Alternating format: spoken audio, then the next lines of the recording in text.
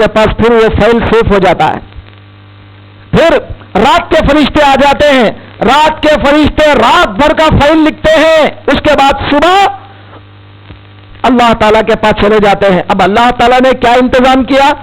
رات کے فرشتے رات بھر جب وہ ڈیوٹی کرتے ہیں تو فجر کی نماز کا وقت ہوتا ہے, تو فجر کی نماز کے وقت میں اللہ تعالیٰ نے ان کے ڈیوٹیاں چینج کرنے کا ٹائم مقرر کیا ہے. دیکھیے اللہ تعالیٰ کا انتظام کیسا ہے. دنیا کا کوئی آفس نہیں کہ اتنے وقت میں ڈیوٹیاں چینج کرنے کو رکھے, مگر اللہ کا نظام ہے, قدرت دیکھیں آپ. جب یہ بندہ فجر کی جماعت میں جاتا ہے, جب تم جو ہے ڈیوٹیاں چینج کر لو. اب رات کے فرشتے اپنا دفتر لے کر جا رہے ہیں, آخر میں کیا عمل لکھتے ہیں؟ رات بھر تو لکھا نا, کیا کرے سب لکھا. اب لاسٹ میں کیا عمل لکھتے ہیں؟ اب فجر کی نماز پڑھ رہا تھا, چلے گئے. اب صبح کے دن کے فرشتے آتے ہیں, ڈے نائٹ ڈے جو ہے ڈیوٹی کے جو فرشتے ہیں وہ لوگ آ جاتے ہیں. اب ان کا سٹارٹنگ پہلا عمل وہ لوگ لکھتے ہیں, ہم جب گئے اس کے پاس تو یہ فجر کی نماز پڑھ رہا تھا. دیکھا آپ نے, فجر کی نماز پڑھ رہا تھا. اب ان کے ریکارڈ میں فجر کی نماز پڑھ رہا تھا. اللہ تبارک و تعالیٰ پھر یہ ڈیوٹیاں عصر کے وقت میں چینج کرتا ہے. اب جب یہ دن کے ڈیوٹی والے فرشتے عصر کی نماز میں جاتے ہیں, آخری عمل لکھتے ہیں یہ عصر کی نماز پڑھ رہا تھا. پھر وہ رات کے ڈیوٹی کے فرشتے آتے ہیں, ان کے فائل میں پہلا عمل یہ لکھا ہوا ہوتا ہے یہ عصر کی نماز پڑھ رہا تھا. یہ دو نمازیں اگر آپ پابندی کر لیں تو شروع میں بھی ریکارڈ میں نماز, لاسٹ میں بھی ریکارڈ میں نماز, دونوں کے فرشتوں, دو فرشتوں کے اندر بھی شروع میں نماز, لاسٹ میں نماز. اب اللہ تبارک و تعالیٰ بولے گا, اے فرشتوں کیا کیا میرے بندوں نے؟ اللہ تعالیٰ بولیں گے مولا بہت کچھ ہے, تیرے بندے تو بہت کچھ کر رہے ہیں, یہاں پر بیچ میں بہت لکھا ہوا ہے. اللہ بولیں گے پہلے کیا لکھا؟ میرے بندے جب تم لوگ گئے تھے تو کیا کر رہے تھے؟ تو بولے نماز پڑھ رہے تھے. اچھا بیچ کا عمل خیر بعد میں بات کریں گے. وہ اب آتے وقت کیا کر رہے تھے؟ تو بولے مولا نماز پڑھ رہے تھے. اب دو نمازوں کے بیچ میں جو بھی معاملہ ہے اس کو بازو رکھ دو, بعد میں دیکھا جائے گا. اب وہ بندہ توبہ کر لے, اس کو بھی مٹا دو. میرے بھائی کیا سمجھ رہے ہیں آپ نمازوں کو؟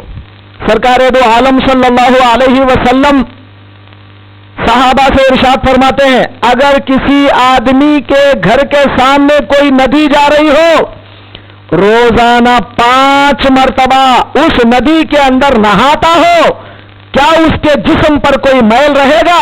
صحابہ نے کہا یا رسول اللہ کیسے میل رہے گا جبکہ وہ 5 وقت نہاتا ہو؟ فرمایا 5 نمازیں اگر کوئی پڑھ لیتا ہے, اب اللہ تعالیٰ اس کو گناہوں سے اتنا پاک کر دیتا ہے کہ اب اس کے کوئی گناہ باقی نہیں رہیں گے. کرم دیکھیے اللہ تعالیٰ کا, کتنی بڑی مہربانی ہے کہ اللہ تعالیٰ نمازوں سے بھی ہمارے گناہ معاف کرا دیتا ہے. دوستو فجر کی نماز بہت اہمیت کی مالک ہے. تو میں آج فجر کی نماز پر گفتگو کر رہا ہوں کہ فجر کی نماز کتنی اہم ہے. تو رات میں سارے لوگ نیند کے غلبے میں ہوتے ہیں. مجاہدہ اسی کا نام ہے کہ رات میں اس نیند کو قربان کر کے اللہ کے لیے اٹھو. جاگتے ہوئے نماز پڑھنا کوئی کمال نہیں ہے, کچھ مجاہدہ کر کے نماز پڑھنا اللہ کو بڑا پسند ہے. مجاہدے کے معنی جہاد. جہاد کا معنی کیا؟ تلوار لے کر باہر نکلنا نہیں. جہاد کا معنی کیا؟ بام لے کر اپنے آپ کو اڑا لینا نہیں. یہ نہ قرآن میں ہے, نہ حدیث میں ہے, نہ سرکار دو عالم نے بیان فرمایا, کسی نے بھی آج تک یہ باتیں بیان نہیں فرمایا. بلکہ جہاد کیا؟ تو فرمایا اپنے نفس سے مجاہدہ کرو. اپنے نفس سے, تمہارا نفس ہمیشہ آرام طلب کرتا ہے. سرکار دو عالم غزوہ تبوک سے واپس آ رہے تھے. غزوہ تبوک آخری جنگ ہوئی سرکار دو عالم کی, جس کو غزوہ تبوک کہتے ہیں. ہجرت کے 10ویں سال سرکار دو عالم صلی اللہ علیہ وسلم غزوہ تبوک کو جا کر واپس آ رہے ہیں. راستے میں صحابہ سے فرماتے ہیں رجعنا من جہاد الاصغر الى جہاد الاکبر, ہم ایک چھوٹے جہاد سے واپس آ رہے ہیں, اب ہمیں ایک بڑے جہاد کی طرف چلنا ہے. آپ نوٹ کریں اس حدیث کا مطلب کیا ہے؟ سرکار دو عالم فرماتے ہیں اب ہم ایک چھوٹے جہاد سے آئے ہیں، اب اس کے بعد ایک بڑے جہاد کی طرف جانا ہے۔ صحابہ نے پوچھا یا رسول اللہ اس سے بڑا جہاد اور کیا ہے؟ تو فرمایا افضل الجہاد جہاد النفس، تمام جہادوں میں سب سے بڑھ کر اگر ہے تو اپنے نفس سے مقابلہ کرنا ہے۔ نفس رات میں سونے کو آرام سے سلاتا ہے۔ امام بصیری رحمت اللہ علیہ بردا شریف کے اندر یہ شعر لکھتے ہیں نفس کے بارے میں، وَالنَّفْسُ كَالطِّفْلِ إِن تُهْمِلْهُ شَابَّ عَلَى حُبِّ الرِّضَاعِ وَإِن تَفْطِمْهُ يَنْفَطِمِ۔ نفس جو ہوتا ہے چھوٹے بچے کی طرح ہوتا ہے۔ چھوٹا بچہ جب بچپن میں ماں کا دودھ پینے لگتا ہے تو پیتے رہتا ہے، چھوڑنا گوارا نہیں کرتا۔ کوئی بچہ بھی اپنی مرضی سے ماں کا دودھ چھوڑنا گوارا نہیں کرتا، لیکن ماں زبردستی اس کو اپنا دودھ چھڑواتی ہے۔ تو پھر فرماتے ہیں اگر وہ نہیں چھڑائی بچہ جوان ہو کر بھی ماں کا دودھ پوچھے گا، جوان ہو کر بھی ماں کا دودھ پینا شروع کرے گا۔ کیوں؟ بچپن سے اس کو عادت ڈال دیا گیا۔ اسی طرح امام بصیری رحمت اللہ علیہ قصیدہ بردہ کے شعر میں لکھا اسی طرح تمہارا نفس بھی اسی طرح کا ہے، اگر تم برے عادتوں سے، غلط عادتوں سے، آرام طلبی سے اس کو اگر بچاؤ وہ بچ جائے گا، روکو تو رک جائے گا، اگر اس کو نہ رکنے کی عادت ڈالو تو وہ کرتا ہی رہے گا۔ آج ہمارا نفس آرام طلب ہو گیا ہے، عادت بن گئی صبح 8 بجے تک سونے کی۔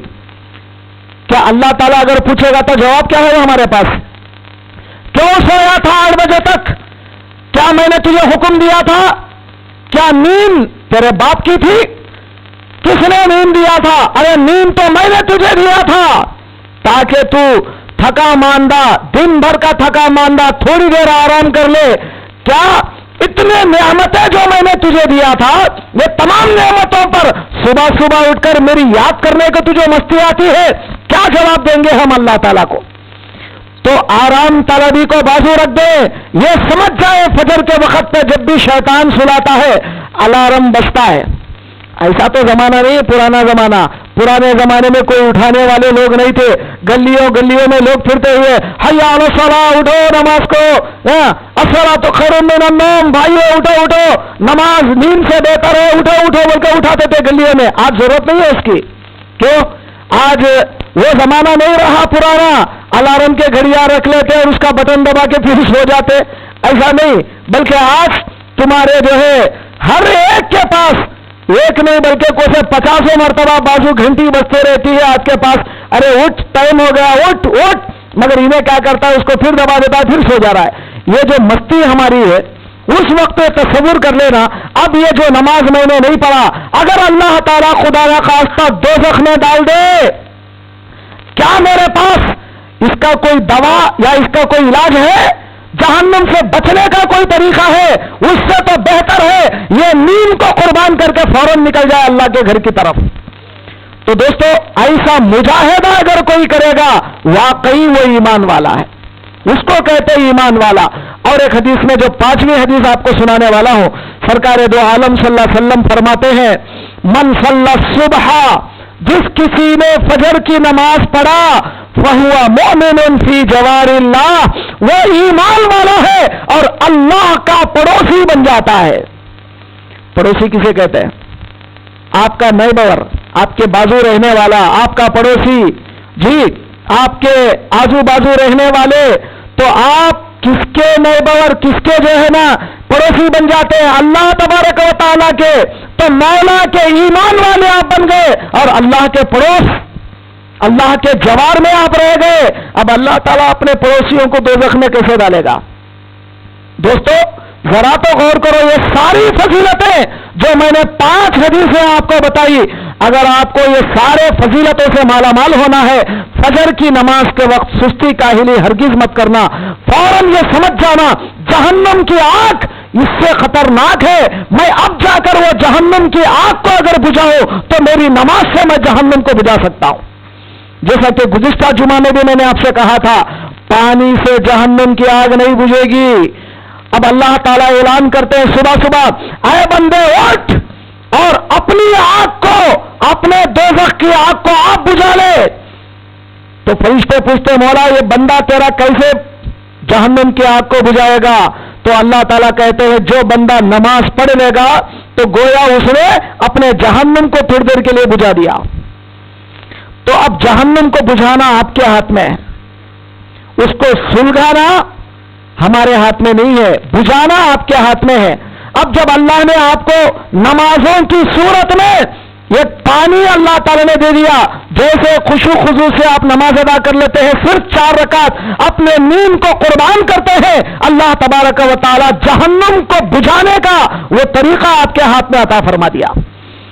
اب اس سے بڑھ کر بدبخت کون ہے اپنے جہنم کو نہ بجھا لے، اور اس سے بڑھ کر بدبخت کون ہے جو یہ ساری فضیلتوں کو ٹھوکر مار دے اور ایسی آرام طلبی میں سوتا رہے۔ دوستوں اور بزرگوں، میں ایک زمانے سے تقریباً میرا اصل جو عنوان یہاں پر میں نے شروع کیا، پوری قرآن میں 2 باتیں ہیں، ایک ایمان اور ایک اچھے عمل۔ اب ایمان پر تو تقریباً میں 9-10 سال بیان کیا، یہاں پر 9-10 سال تک کنٹینیو ایمان پر بیان کیا، اور حال میں قریب 6-7 مہینے سے میں نے عمل پر گفتگو شروع کیا۔ اچھے عمل کیا ہے؟ سب سے پہلے میں نے اچھے عمل میں شروع کیا اللہ کا ذکر، پھر اللہ کے ذکر میں نے ذکر کی فضیلت بتایا، اس کے بعد درود کا مقام بتایا، اس کے بعد شروع کیا نماز، کیونکہ ذکر کے اندر سب سے بڑھ کر نماز۔ اب نماز میں اس کے فضائل بتاتے بتاتے گزشتہ جمعہ کے بارے میں بتایا، اور آج میں نے فجر کی نماز کی اہمیت آپ کو بتایا۔ انشاءاللہ اور جو بھی نمازوں کی باتیں ہیں آئندہ پھر گفتگو کریں گے۔ آپ سبھی حضرات میرے عنوان کو اچھی طرح دماغ میں بٹھا لیں اور نمازوں کی پابندی کرتے رہیں۔ کبھی نہ یہ سمجھ لیں کہ میں سنی ہوں، مجھے کیا کرنا، اللہ بخش لے گا۔ اللہ تعالیٰ بخشنے کے لیے یہ بہانے اللہ تعالیٰ نہیں دیکھتا، بلکہ آپ کیا کریں، اللہ اگر بخشنا چاہتا ہے تو وہ اس کی مرضی ہے، لیکن عذاب دینا چاہے تو بچانے والا کون ہے، پہلے آپ اس بات کو سوچیں۔ تو لہذا دوستوں اور بزرگوں، نمازوں کی پابندی کیا کرے، خاص کر کے فجر کی نماز کی پابندی کرے۔ قرآن میں اللہ تعالیٰ فرماتا ہے حافظوا علی الصلوات والصلاۃ الوسطی، نمازوں کی پابندی کرو، خاص کر کے بیچ والی نماز۔ اب آپ بولیں گے بیچ والی نماز تو اثر کی ہے، نہیں، اصل میں ہمارا دن شروع ہوتا ہے مغرب سے۔ آپ یہ غفلت میں مت بنو کہ فجر کی نماز پہلی نماز ہے، ظہر کی نماز دوسری ہے، تیسری نماز عصر ہے، چوتھی نماز مغرب ہے، پانچویں عشاء ہے۔ ہمارا ڈے جو شروع ہوتا ہے، ہمارا دن، ہماری تاریخ شروع ہوتی ہے مغرب سے۔ اس واسطے آپ دیکھیے رمضان کا مہینہ کب شروع کریں گے آپ؟ سورج غروب ہونے کے بعد رمضان کا مہینہ چاند دکھ گیا تو سمجھ لو کہ رمضان شروع ہو گیا۔ اب تمہارے روزے کب ختم ہو گئے؟ چاند دکھ گیا، ختم روزے۔ تو ہمارا دن شروع ہوتا ہے مغرب کے بعد۔ تو مغرب کی نماز ہماری پہلی نماز ہے، عشاء کی نماز دوسری